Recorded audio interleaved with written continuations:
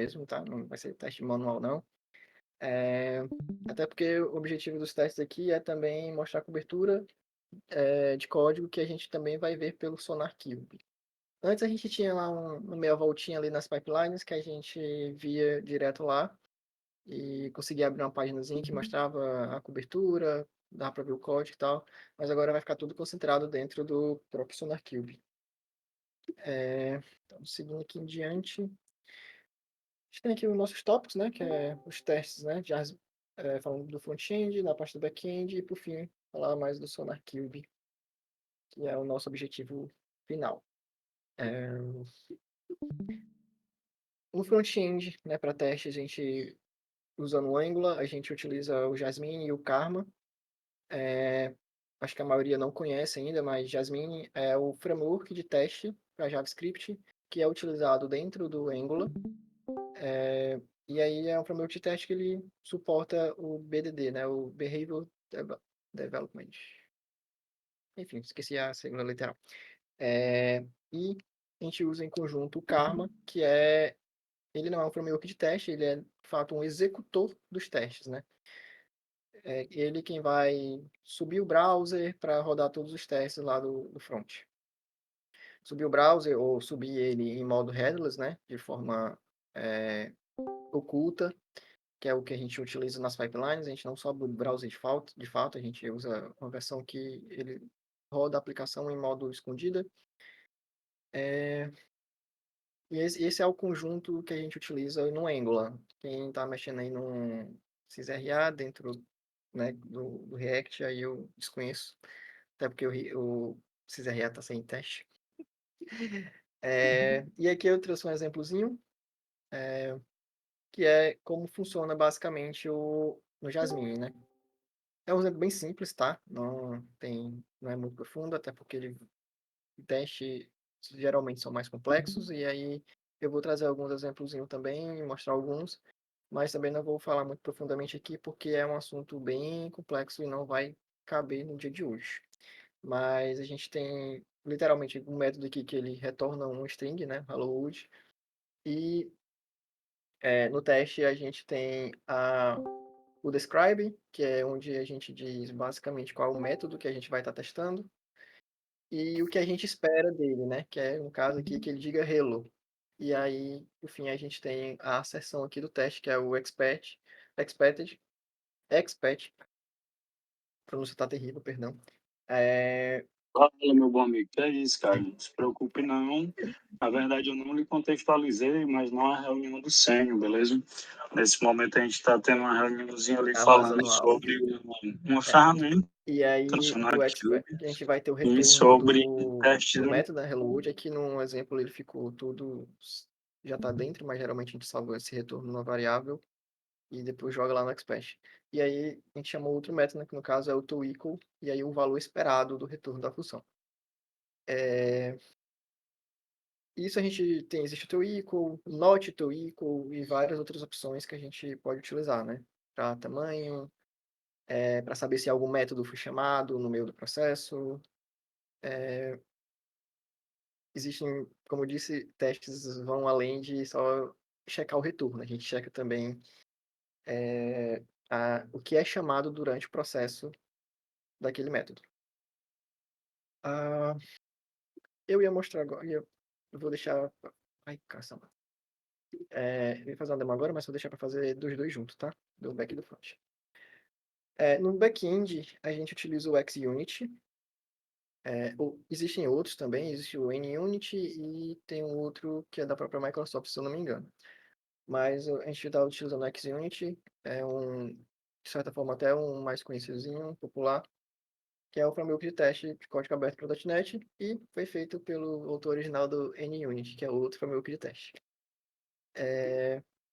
E aí um exemplozinho aqui bem básico também, que é a premissa é sempre a mesma, é testar a execução dos métodos e se o retorno não está condizente com o esperado, né? Então aqui a gente tem aqui para verificar se o número é primo, a gente passa o valor, e ele tem uma verificaçãozinha aqui, e tem um throw ali no final, que não foi implementado do resto, né? É, aqui do lado a gente tem a implementação do teste em si, onde a gente verifica Tem essa marcaçãozinha aqui, tá? O fact, que é para dizer que é um teste. Existem outras marcações, essa aqui é uma delas. Existe uma marcação chamada theory, que a gente pode fazer um teste ser executado N vezes, né? São literalmente teorias. Ele vai testar teorias, você passa várias possibilidades de inputs e ele vai testar, executar aquele método N vezes. N sendo a quantidade de inputs que você passou. E aí ele vai pegar aqui, instanciar o serviço e chamar o método, salvando aqui o resultado, e por fim ele vai fazer a acessão, né? Vai checar se o resultado do método é um valor esperado. No caso, ele está esperando que seja falso, né? E aqui ele tem uma mensagenzinha, essa mensagem não é obrigatória, e é informando, o número não é primo, né? E, opa, e aí vamos aqui nos exemplozinhos rapidinhos, tá? Deixa eu trazer a ideia para cá. Pronto. Vou fazer aqui primeiro no front, rapidinho. Eu vou usar aqui o App Component. Ele não tem nada. E aí depois eu dou uma mostrada em alguns outros testes, tá? De outras coisas. Aqui a gente não tem... Hoje a gente não tem nenhum teste mais complexo. Mas depois eu posso buscar um materialzinho e passar para vocês darem uma olhada. A gente não tem nenhum teste mais complexo, que é algo que a gente está, pelo menos do front-end, pedindo mais agora, né? Já que projetos novos que estão vindo em Angular. E bora lá. Os arquivos de teste no Angular são os spec.spec.ts, né? É sempre .spec. E aqui a gente já tem alguns testes que vêm por padrão do próprio Angular, quando você cria o componente. E aí a gente pode ver que ele tem um describe, o nome do componente. Eu vou botar um Fzinho aqui, tá? Para ele executar só esse teste aqui, não executar os outros. F é de focus. Se você quiser pular, excluir o teste, você coloca o X, que ele exclui, ele não executa. Vou botar o F de volta aqui na descrição. Aqui no começo a gente tem um before each, que é um método que ele sempre vai ser executado no decorrer do... da sempre vai executar quando for executar esse describe. Você pode ter outros before each em outros describes, se você tiver outros describe dentro desse describe, você também pode ter. Geralmente a gente usa esse bloco para recriar algumas informações, zerar para execuções, né? É um método que ele sempre vai executar antes dos testes. E aqui nesse before each, a gente literalmente configura, compila o componente que vai ser testado, né? Então aqui a gente tem ele está fazendo o import aqui do route test module e está declarando o app component. Para no fim a gente pegar aqui na fixture no test bed, né, que ele vai dar o create component. Aí esse aqui também pode mudar um pouquinho de teste para teste. E pegar literalmente a instância do componente, tá? Então, ele faz aqui no test bed a configuração para o teste, né? Trazendo todos os imports, as declarações de componentes que são necessários para criar o app component. Deixa eu catar outro aqui. Tem um que está funcionando. Não lembro mais qual. Pronto. Esse aqui é um exemplo. Todos estão assim, meio enxutinhos, tá? Não tem testes para os métodos propriamente ditos. Mas estão passando, estão compilando. Então, geralmente a gente declara o componente aqui em cima, a fixture também, e aí no before each a gente configura o test bed. Aqui vocês podem ver que no import tem mais coisas, no declaration tem só o próprio componente, mas aqui, como a gente tem injeção de cliente HTTP, tem uso de ícones, coisas que estão no shared modules, a gente coloca aqui todos esses módulos no import. Outros testes vão ter muito mais coisas do que esse daqui, de imports, tá? E no fim a gente manda ele compilar os componentes. E aí a gente joga no fixture aqui, né?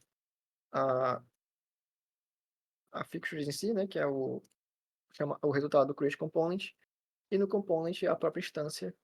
E roda o data exchanges, né? O Angular, ele detectar as changes da tela para poder ele terminar de preparar em si o componente.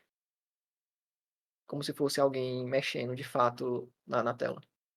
E aqui no final ele só executa se o componente, se o resultado é algo verdadeiro, né? Então, só para ver se foi criado mesmo. Se der algum erro aqui, ele vai falhar. Eu acho que esse componente não tem nenhum método, tem. E aí, tipo, no caso aqui, a gente poderia testar o init, poderia testar o carro seu data, né? Que seria, se ao chamar o carro, a gente pode testar se ao chamar o init, ele vai chamar o carro seu data. A gente pode até, no caso, usar esse daqui de exemplo. Que fica melhor e mais. Fica melhorzinho, né? Então, bora lá. Vamos fazer um teste aqui em cima do init. Vocês vão me ver escrevendo o teste errado ao vivo. Sempre acontece, gente. Então, basicamente, a sintaxe é it, né? É o que você espera. É, na verdade, aqui geralmente eu faço describe, tá? Não faço coisa não, porque geralmente eu faço describe por método. E aí dentro do método tem o que a gente espera da execução desse método, né? Então, vamos aqui. Fato agora o it. O que é que eu espero? Eu espero que ele chame o carro data.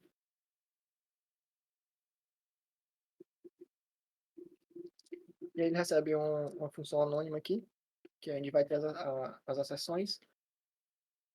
Ah, eu quero que ele chame o carro data, mas eu não quero que de fato ele chame o service, tá? Porque outra complicação. Eu teria que fazer um mock do service para simular a chamada, que vai simular um retorno de um observable para executar isso daqui. Enfim, vou deixar um negócio mais complexo para demo aqui. Então, ser mais rápido, eu só quero checar se ele chamou isso daqui. Então, o que é que a gente faz? Existe dentro do Jasmine o chamado spy, né, que é o spy on. Então, eu quero que ele espione no meu componente o método carrossel_data. E eu vou dizer que eu não quero que ele chame. Na verdade, eu não preciso nem botar isso aqui, tá? Por padrão, ele já não chama. Agora eu vou chamar o componente.ng, o init. Executar o método de fato. E agora eu vou checar. Ai, como é o nome dele? E agora eu vou checar se o carrossel data ele foi de fato chamado. Eu mexi nesse daqui. Vou tirar esse daqui.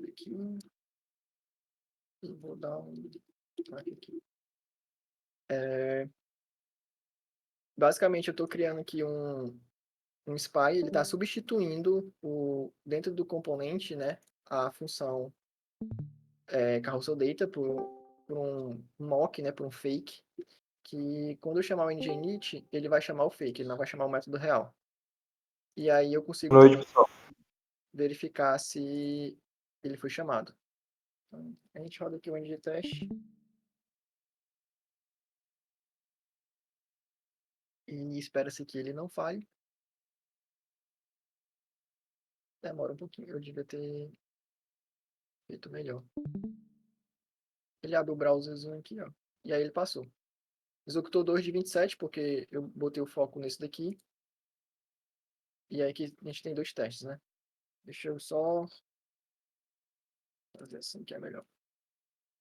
O padrão ele não está com o watch, tá? Não está observando por conta das pipelines.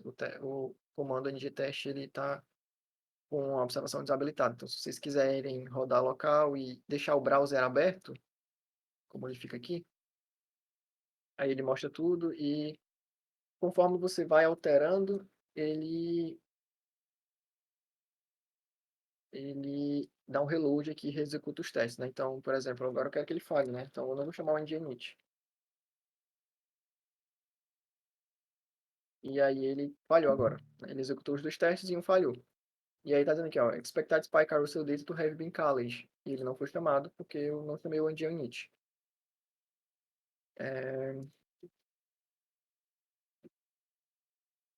E aí isso a gente pode fazer também com os serviços, né? Tipo, a gente consegue mocar criar um fake do serviço.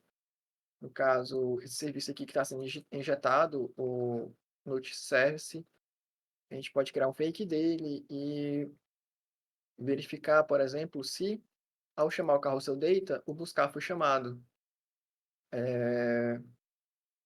E aí, com isso, a gente vai, obviamente, né, idealmente a gente tem que fazer porque a gente vai testando literalmente cada ponto do código. E isso vai refletir lá no coverage do SonarQube. E código testado, né, código coberto com teste não vai isentar de defeitos, tá? Isso não é bala de prata, mas isso traz uma segurança a mais de que existe uma qualidade ali no código, né, que a gente pelo menos viu alguns cenários. E aí, conforme for surgindo defeitos, a gente vai cobrindo os cenários com esses defeitos que a gente vai corrigindo, e aí evita que esses defeitos apareçam. Ou quando aparecer, o teste vai falhar, e a gente vai. Espera-se, né? Não necessariamente vai, mas espera-se que a gente tenha ali uma resposta mais rápida, né?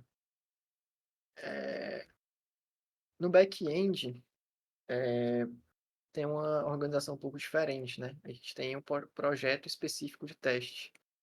Os arquivos não ficam juntos com os arquivos gerais do projeto. Então, eu vou usar aqui também um aviso de exemplo. E eu vou pegar esse servicezinho aqui, que ele é mais simplesinho também, tá? Não tem injeção de nada. Mas aqui também a gente pode fazer mock das injeções de dependência para poder testar, verificar chamadas. É a mesma ideia, né? A gente verifica se o método foi chamado, quantas vezes foi chamado. Dá para verificar até o retorno do método. E pronto. Vou testar esse handle aqui, que é mais facilzinho. Vou criar aqui um arquivo de teste, vou criar solto, tá? É só para exemplificar, fins didáticos. Geralmente a gente escreve o nome do serviço da classe e coloca um testes no final. Tem canto que usa spec também, aí, mas por padrão eu costumo usar teste, tá? E bora lá. É uma classe como qualquer outra, com métodos como qualquer outro. A diferença básica é que a gente vai ter um método, deixa eu ver aqui, handle, shows,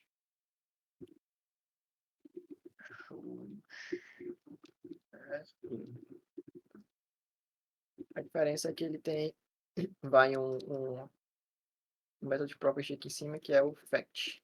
Tá? E aí vocês podem ver que a ideia já adicionou aqui, ó, um playzinho, tá? E aí identificou que é um teste. E aqui tá avisando que eu não tenho nenhuma acessão no teste. Tem que ter pelo menos uma.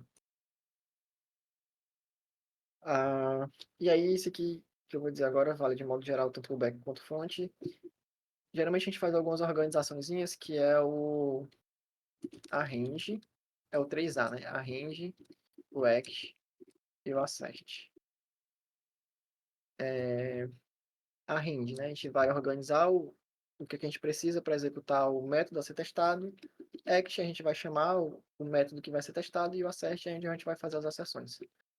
Não precisa botar esses comentários, se quiser pode colocar, mas só a fins de seguir um guiazinho, né? Para você sempre lembrar. E deixar o negócio mais organizado, não ficar tudo misturado. Beleza. Direito.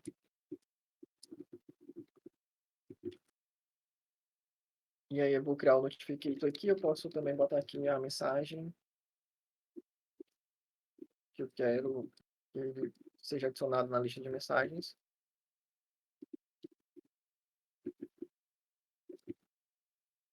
O act, que é o handle.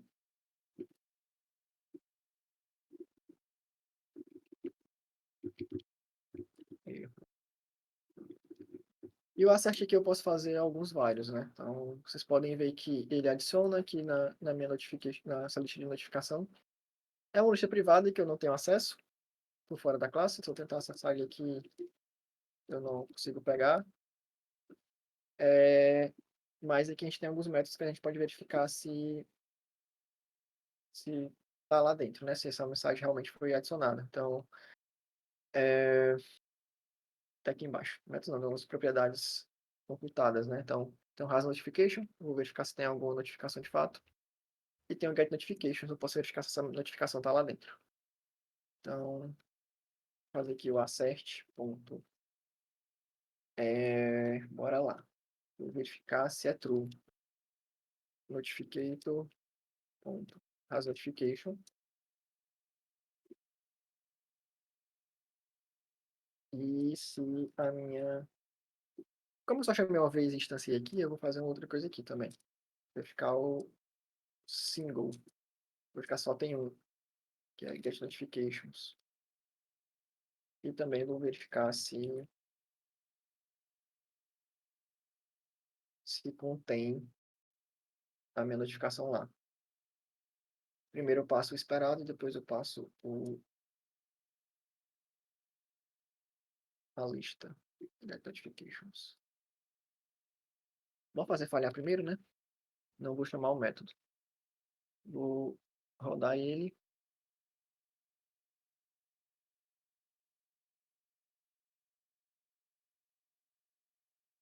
Aí tem que esperar a boa vontade de buildar. Aí demorar de computador para computador. Já falhou. E aí que ele está dizendo, ó. O access true falhou. Esperado verdadeiro, atual falso, né? Então não tem notificação. E aí eu vou rodar de novo agora, descomentando.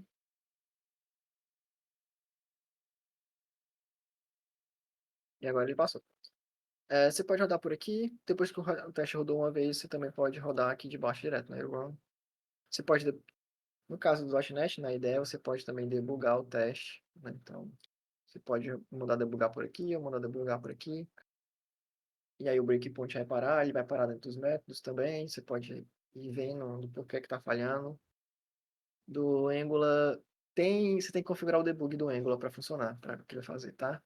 Não necessariamente no Angular, mas no Node, IDE, eu particularmente nunca precisei fazer isso. Então, você pode ver que ele vai parando e você vai checando aí ponto a ponto.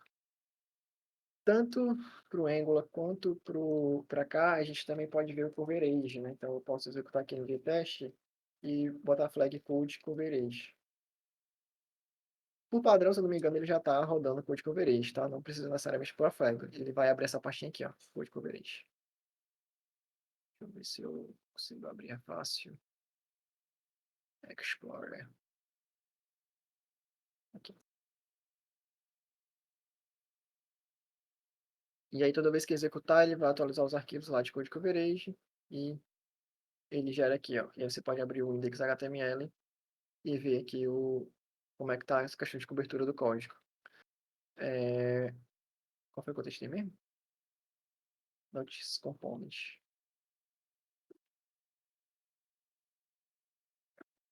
Feature, notícias Component. Ele tá com... Aquele arquivo em específico tá com 63%. Aí a gente pode ver aqui que... Ó, ele marcou aqui que o código foi passado pelo menos 3 vezes aqui.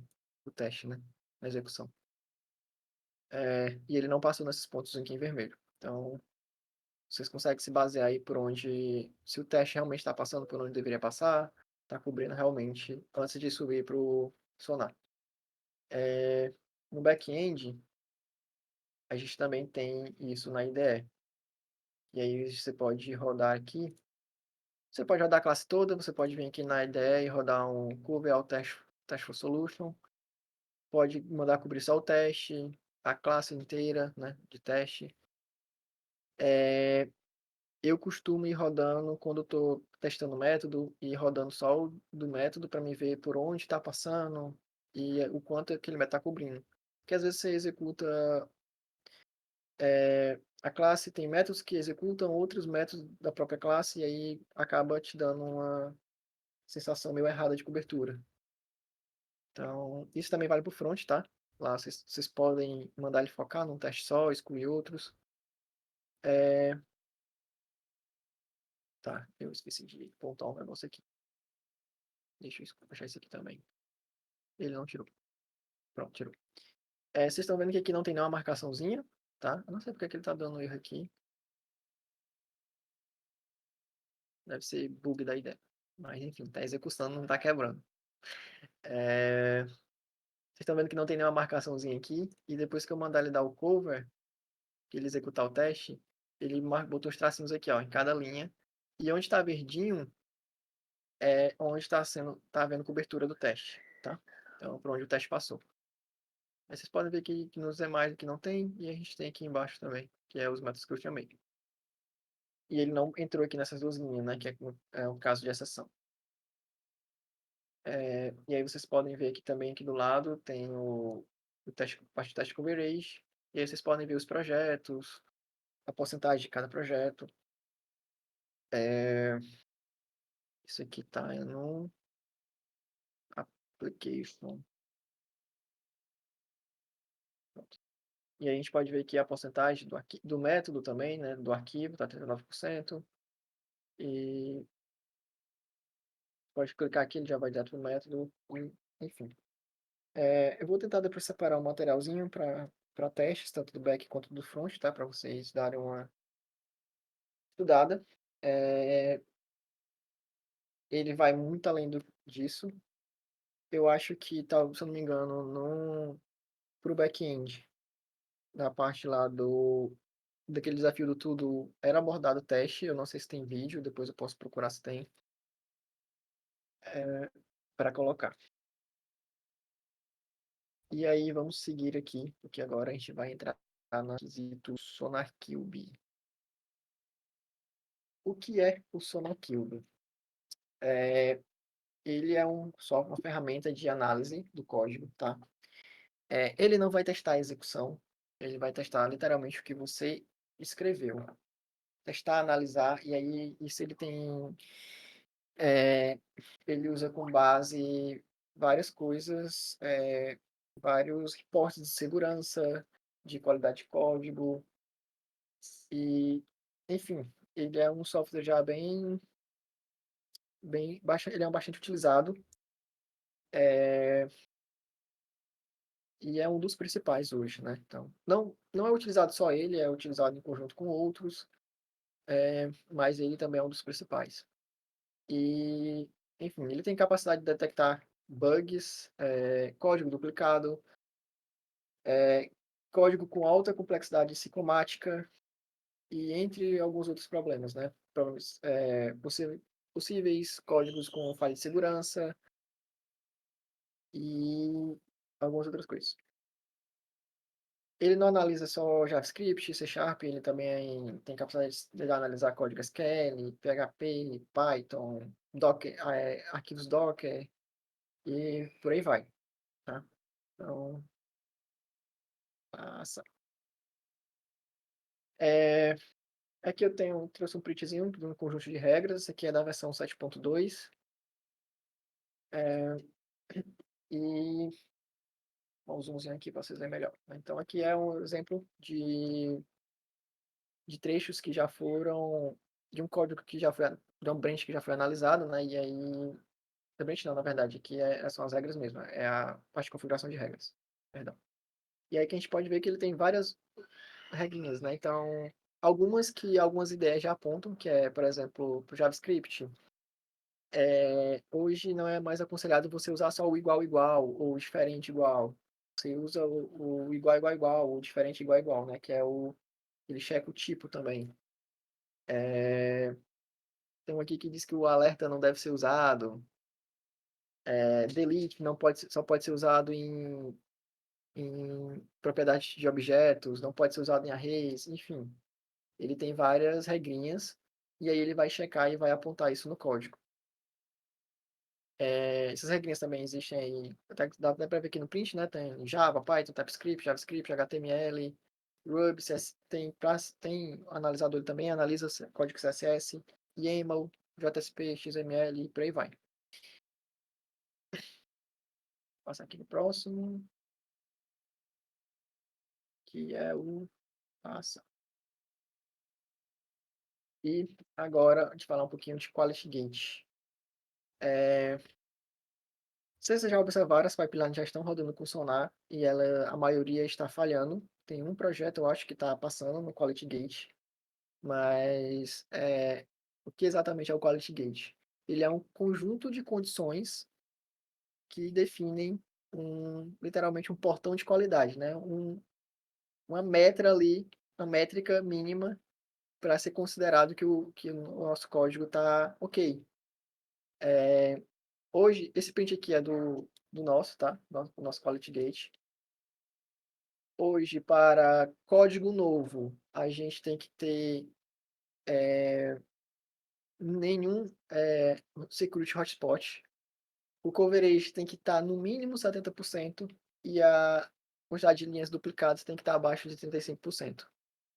O padrão não é nem 35% de linha duplicada, tá? É bem menos. Eu subi porque a gente está começando a usar agora e tem alguns projetos que estão com quantidade de linhas duplicadas grandes. Então, a ideia é que a gente vai reduzindo isso com o tempo. E, e a condição de modo geral do código é que o line coverage também esteja acima de 70%. Line coverage e coverage são coisas diferentes, tá? Line coverage é literalmente linha, ele checa a quantidade de linhas que estão cobertas, e o coverage ele faz um cálculo lá entre line coverage e conditions coverage. Isso é o Quality Gate, então se vocês verem lá que falhou no Quality Gate, é porque alguma dessas coisas aqui não foram atendidas. Seguindo, a empresa que criou e mantém o SonarQube, ela também tem uma extensão que é chamada SonarLint. A SonarLint, e aí vocês vão instalar nas vossas IDEs, quem usar o IDE, serve para o IDE, para o WebStorm, VS Code, para o Visual Studio também. Ela atende a uma ampla variedade de IDEs, tá? Muitas das coisas que ela não vai checar o coverage, né, do Quality Gate, mas coisinhas como, tu tá usando igual igual, tu não checou se o ponteiro, se a referência da variável ali é nula. Essa extensão ela já aponta direto na IDE, tá? Então, ela já ajuda nisso e já agiliza também, ajuda no desenvolvimento para tornar o negócio mais ágil, né? Você não tem que esperar subir o código para rodar lá no Sonar e, por fim, ver que você não checou se a variável era nula. E vamos para outra demozinha aqui. Eu vou usar o do .NET, que já está aqui aberto. Tá aqui o SonarLint. Deixa eu comentar isso daqui para só sair esse infernal. Eu acho que esse projeto tem aqui alguns trechinhos que o SonarLint vai apontar, tá? Esse aqui, o SonarLint está aqui embaixo. Pode variar aí da ideia de vocês. A minha está aqui embaixo, pode ficar um pouquinho mais para cima. Mas aqui é a partezinha deles na IDE. Então, você pode mandar ele vai aparecer aqui as verificações por arquivo, mas vocês têm aqui também a parte de report, e aí vocês podem mandar ele rodar no projeto inteiro, né? Eu vou mandar aqui porque eu não sei qual arquivo exatamente tá com tem ponto para melhorar, né? Ele demora um pouquinho, aí depende do tamanho do projeto, do quantidade de arquivos, né? Da máquina também. Pronto. Então, é que ele apontou que tem 6 issues em pelo menos 3 arquivos. Tem uma base aqui de security hotspot também, de vulnerabilidades, mas geralmente isso aqui está ligado diretamente à execução com Sonar online, tá? Também dá para fazer isso. Você pode linkar o Sonar Lint com a API de Sonar. Então, aqui você pode ver que ele está dizendo que eu posso retornar uma task, e aí ele já dá aqui na própria IDE, tá? Exemplos, o porquê o que é essa issue, e os exemplos, né, da, da forma errada do porquê que essa issue existe e como corrigir. E aqui ele tá e bota, ó, non-compliant code, né, um código que não tá de acordo, e aqui embaixo ele bota a solução compliant, né? O exemplo da correção. E tem umas documentações aqui embaixo também. Comentário em código também, ele, ele avisa. Então, tem aqui os códigos comentados, o teste que eu acabei de comentar, inclusive. É, variável que está sem uso, ele está acusando aqui. No caso, remove the unused private fusion. Acho que esse aqui estava em uso, né? Ah, mas que é constante, está sem uso. Mais código comentado, enfim. Ele já mostra aqui para vocês pontos onde melhorar. No arquivo em si, vocês podem ver aqui em cima, na ideal, no cantinho. E aí, quando você clicar nele, ele abre aqui embaixo. E aí ele traz só do arquivo corrente, tá? Então, tipo, aqui basicamente é só botar um task. E aí já vai sumindo daqui. Aqui eu tenho que botar um await. E trocar isso aqui por um async. E aqui também.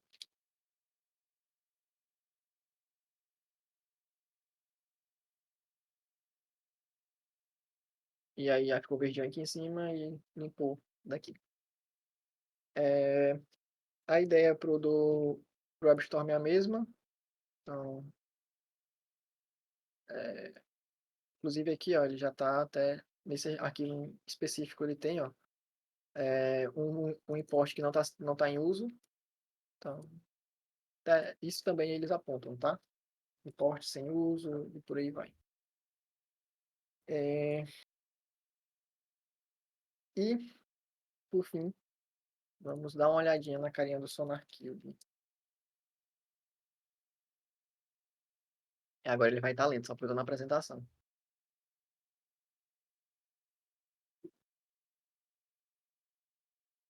É porque tem gente rodando pipeline. Vou acusar aqui, ó. O Jean tá rodando pipeline. Deixando o negócio lento. Não, brincadeira, gente. Mas, infelizmente, por hora, os nossos recursos de VM estão meio escassos. Então, alguns serviços apresentam a lentidão. E aí, paciência. Outros vou VBA.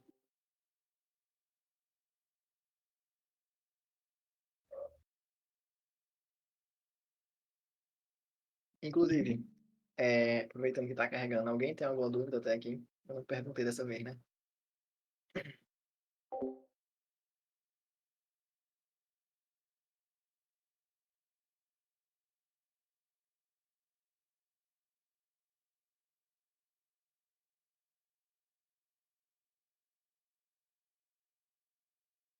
Ups. Pelo jeito não vai abrir. Gente. O bichinho tá botando boneco. Deixa eu ver aqui o negócio. Eu tô fazendo o médio e o Jean também, né? Aí deu certo aí. Deu, viu? Vocês são.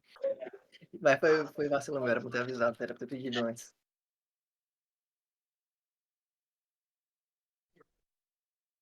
Deixa eu ver aqui se eu tenho um local. Galera, eu já falei no chat algumas vezes, vocês podem, quando for entrar, é porque a pipeline, pô, ela demora a parar. Aí a VM às vezes demora um pouquinho a voltar à vida.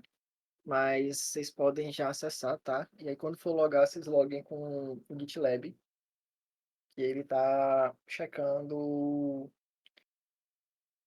Ele checa se você é usuário lá do grupo do NDS e tal. Então, vocês já podem acessar, tá? Deixa eu ver aqui. Era para estar aberto isso aqui, né? Mas não tá muito.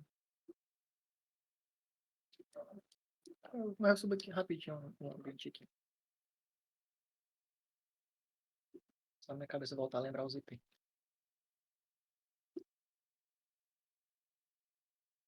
Tá. Ver quem é mais rápido. Eu subir a VM e eu ligar uma VM e conectar num dock, ele aparecer as coisas.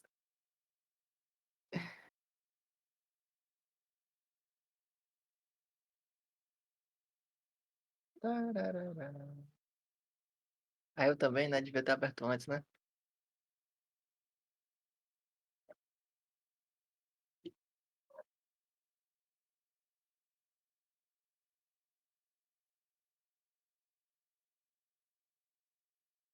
Sonar Cube, sobe, meu filho.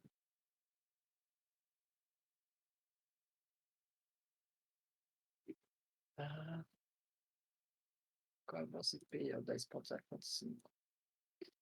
10.0.0.5. Rapaz, eu acho que meu Sonar Cube local vai subir primeiro do que esse daqui vai carregar, né?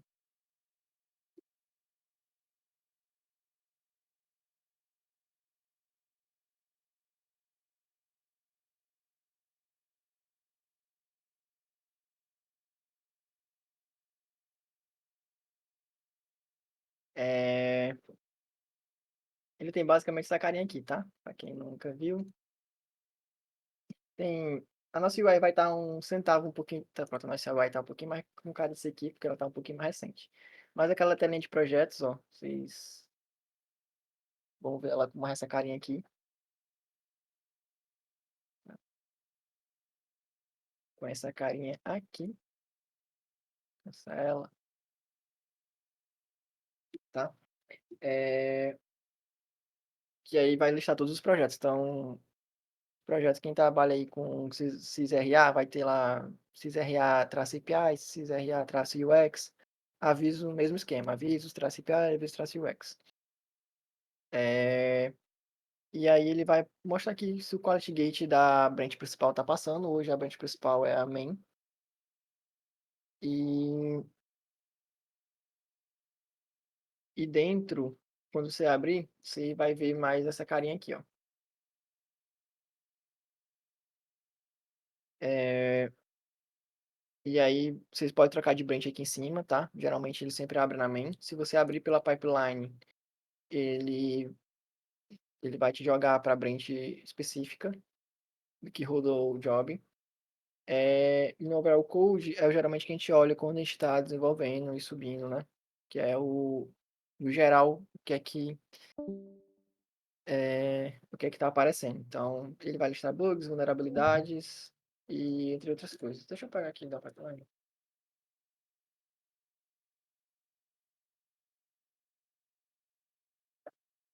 Acho que esse aqui não tem. Ah, achei.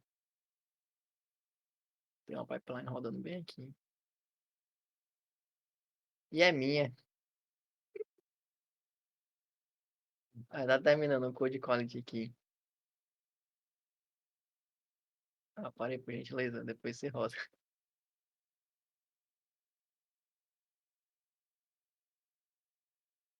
Deixa eu pegar isso daqui.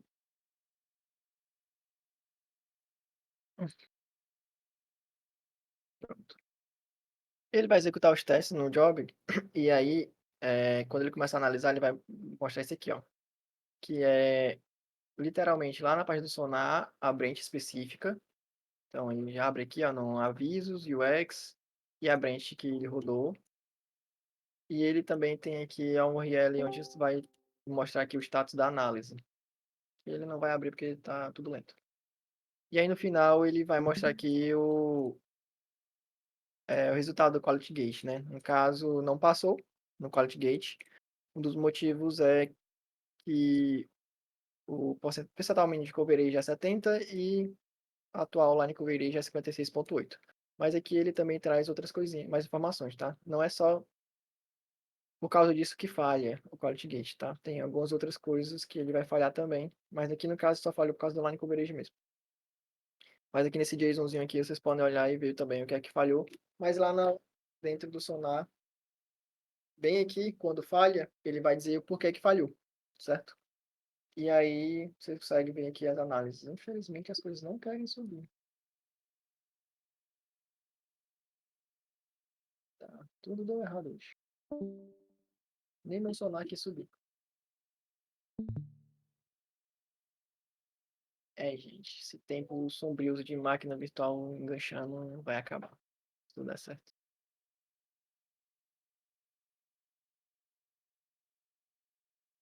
Ai.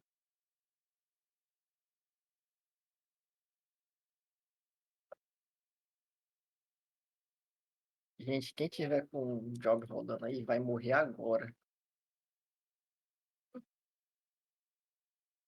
Rame. Opa.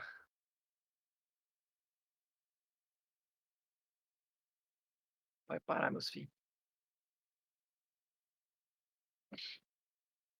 Mas é isso, gente. Alguns pararam. Alguém tem alguma dúvida? Infelizmente não dá pra passar, mas depois eu boto os prints por lá, descrevendo o que é cada coisa, que aí vocês vão ver. Pra também ficar segurando, esperando o negócio carregar aqui, se a gente não sabe se vai carregar ou não. Mas não tem muito segredo, tá? É, navegando aqui, tipo, tem escrito bug. Eu queria mostrar a parte do coverage, né? Mas, infelizmente, ele não está muito... hoje não está colaborando. Hoje ele decidiu flopar a gente. Mas tem uma abinha aqui, ó. Pronto, essa abinha aqui é boa. Deixa eu abrir essa aqui. Sempre vai ter essa abinha aqui, ó. Não sei pronunciar isso aqui não, mas é as estatísticas né, do projeto. Então aqui você tem várias coisinhas, né? Reliability, Security Review, mantenibilidade, coverage, duplicações, complexidade e issues.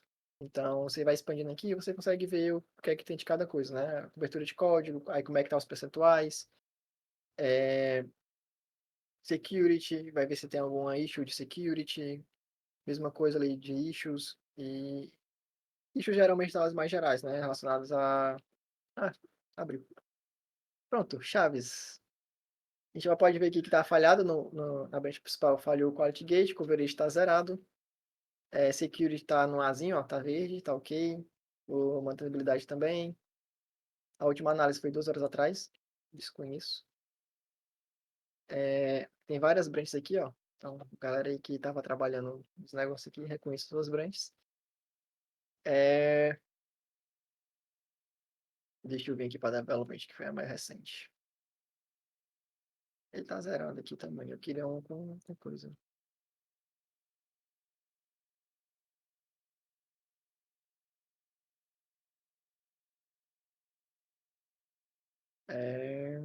Quem é que eu sei que tem? Isso aqui, pronto. Galerinha do CISRA. O Quality Gate tá passando, ó. E aí, aqui no Overall Code, a gente consegue ver, ó, coverage 74%, tem 18 security hotspots, 12,2% de duplicação de código, 716 issues abertos. E aí a gente vê aqui, não sei pronunciar essa desgraça, velho. Coverage, a gente tem aqui, ó, line coverage tá em 73,6%, né? O mínimo é 70%. Tem o condition coverage aqui e tem o coverage no geral, né? Que é o que está lá na telinha. As issues, então, as 730 issues aqui. Aí tem as majors, a critical, a minor, as de info. Então, deixa eu pegar aqui, abrir nas criticals. Aí ele vai mostrando aqui, ó. Se a gente vai navegando dentro do código para ver. Tá, tá. Aqui no command. Aí vem para um negócio que eu fiz. Esse arquivo é meu, né? Ele não conta aqui de quem é o arquivo, tá? Eu sei que era meu, agora chegou o meu susto. Aí ele mostra aqui, ó. Isso aqui é considerado code smell. Dentro do .NET, quantidade máxima de parâmetros dentro de um construtor é 7. E aqui tem 8. E aí ele aponta ali que, né, tem que resolver isso daí. Geralmente ele até dá a solução também, tá? Não sei se aqui... tradução literária, código fedorento. Código merda. É, cara, são coisas que fogem a algum padrão, né? Tipo, por exemplo, o exemplo daqui, né? Essa issue é o, o padrão, né? O limite, o recomendado é que tenham até 7 parâmetros no construtor. Aqui já tem 8. Qual é o problema disso? Manutenção. Imagina uma classe, um serviço lá com 10, 15 coisas sendo injetadas. Isso só traz para você manter isso daqui no futuro, isso é um problema. Tem outras também que é. Pronto, isso aqui, que é. Esse daqui, ele já está falando de complexidade cognitiva. Permitida no máximo 15, aqui ele está com 16. Eu já trabalhei com código que tinha mais de 30. Para reduzir isso ao inferno. Então, o que é complexidade cognitiva? É você literalmente ler isso daqui e conseguir entender fácil o que ele está fazendo, tecnicamente, tá? Como assim? Tem muitos pontos de decisão aqui dentro. Dentro desse trecho aqui há muitos pontos de decisão. Então, isso daqui aumenta a complexidade cognitiva. Ah, a chave é diferente da outra chave e o número de identificação é igual ao número de identificação e esse if aumenta a complexidade cognitiva, esse outro if com essas condicionais aumenta a complexidade cognitiva. Se eu tirar uma condicional daqui, ele já diminui a complexidade cognitiva. Se eu matar o if, ele diminui mais ainda. Então, aqui tem muitas verificações, muitos condicionais, e isso aumenta a complexidade, vai aumentando, e aí torna o código mais difícil de ler, mais difícil de manter. Né? Então, códigos MEL são códigos ruins, né, de modo geral. Ruim, aí existem várias coisas que você pode fazer para deixar um código ruim. Construtor, métodos, né, não só construtores, mas métodos com muitos parâmetros, questões de complexidade cognitiva, falha em verificar nulos, e, enfim, há muitas possibilidades aí. Aqui, ó, também é outro. Esse aqui é o Minor, tá, para baixozinho. No caso que ele está orientando a não utilizar o all e usar o true for all, no caso, né? Um outro método do próprio .NET que a gente pode utilizar. Member do not access instance call. Aqui ele está dizendo que o método ele pode ser estático, já que ele não acessa nenhum método da própria. Não acessa nenhuma propriedade da própria classe. Ele não precisa ser um método da classe, pode ser estático. Mandando trocar o tool express número, enfim, tem várias coisinhas aqui. E aí ele já vai, tipo, ele vai pontuando. Geralmente ele dá. Agora eu só não lembro aonde fica, mas geralmente ele dá. Pronto, se eu clicar aqui, ele vai provavelmente te dar a solução, ou uma possibilidade de solução. Pronto, tá aqui. O que é a issue?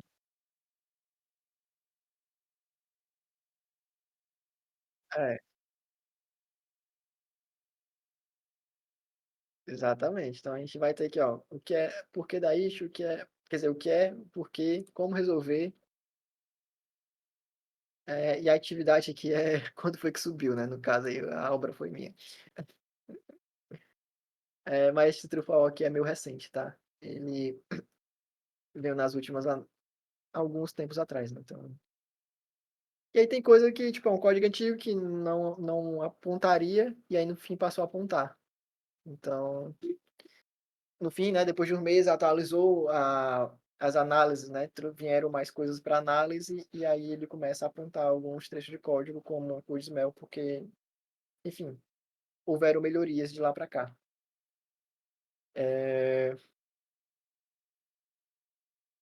Como é que eu volto? Não, vou derrubar e voltar aqui. Que eu quero aproveitar esse arquivo aqui e mostrar uma coisa. Não, vou vir aqui. Vocês podem vir aqui na abinha de code também, e aí vocês vão ver o projeto em si, tá? Se tá com um tracinho aqui assim, é porque não está sendo analisado. Então, duplicação, coverage, o Dismel está sendo analisado. É porque não escrever teste ruim também não vale muito a pena não, tá? Mas aqui a gente consegue ver, né, também uma semelhança com aquilo. Semelhante que a gente viu na ideia, a gente também tem aqui o coverage por parte, né, projetos e tal. E aqui a gente tem um adendo de ter as duplicações e as issues, né, de bug, o smell. Deixa eu pegar uma aqui que tenha bugs. Só no e-mail. Esse aqui não desconsidere os bugs desse aqui, porque é nos arquivos de template, tá? Provavelmente ele tá considerando esse aqui, ó. Esse aqui também pode ser uma boa resolver. Então, mas não sei se alguém vai resolver. Mas o que eu quero mostrar aqui mesmo é a parte de coverage. Esse aqui não tem. Era para estar excluído esse aqui. Eu acho que foi uma configuração que não deu muito certo fazer ainda. Joguei no commands. Command result. Só tem 3 linhas. Pronto. Já estão na command. Pronto. Aqui também vocês vão poder ver o coverage direitinho. E aí esse arquivo aqui ele tá todo coberto. Então, e aí vocês conseguem ver aqui, ó, full coverage by testes. Tem alguns casos que, pronto, esse aqui, ó. Vocês podem ver que nesse if a gente tem pelo menos duas condições, né? Que é a movimentação, tipo, ser igual à entrada e o histórico valor ser maior do que o saldo disponível. Esse teste aqui, ele tem dois casos de falha, né? Quer dizer, tem dois casos para entrar aqui, quer dizer, tem dois casos, tem que atender os dois requisitos, mas ele pode falhar se algum dos dois falhar, não baterem. A gente também tem que checar esse tipo de coisa, e aí também tem que estar coberto nos testes. Então, inclusive, ele aponta aqui, ó, coverage by test, 4 conditions. E aí, quando não bater, ele vai marcar que, tipo, não está totalmente coberto, condição tal não foi atendida, não foi testada. Não sei se vai existir um caso desse, porque acho que essas partes aqui eles estão bem cobertas de teste.